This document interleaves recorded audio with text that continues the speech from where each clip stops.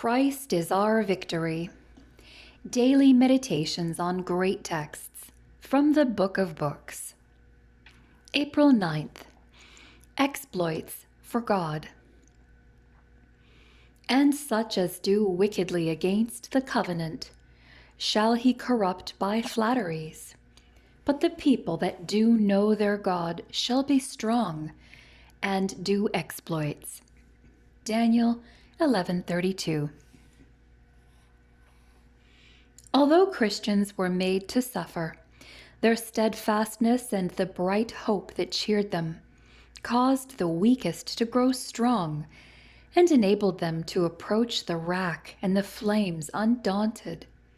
They imitated the noble bearing of Christ when before his murderers, and by their constancy and the glory of God which rested upon them, they convinced many others of the truth.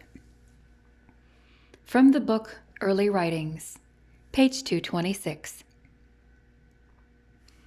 They imitated the noble bearing of Christ.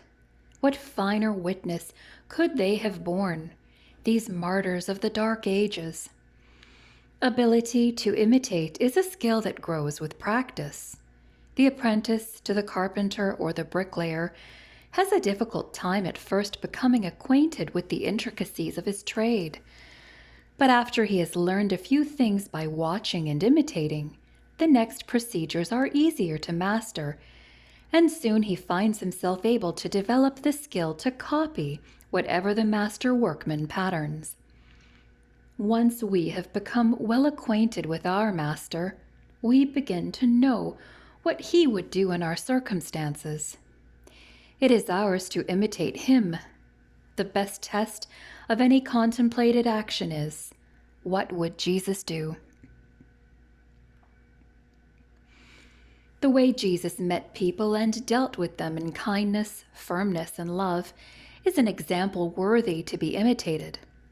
Copy his meekness and humility, his calmness under provocation. Echo his "it is written" when you meet temptation. Duplicate his utter dependence on the will of his Father, and reflect the character of the Father as did the Son. Difficult? Yes, but possible for every child of God. When Christ is born within us, the effort to reflect his character begins.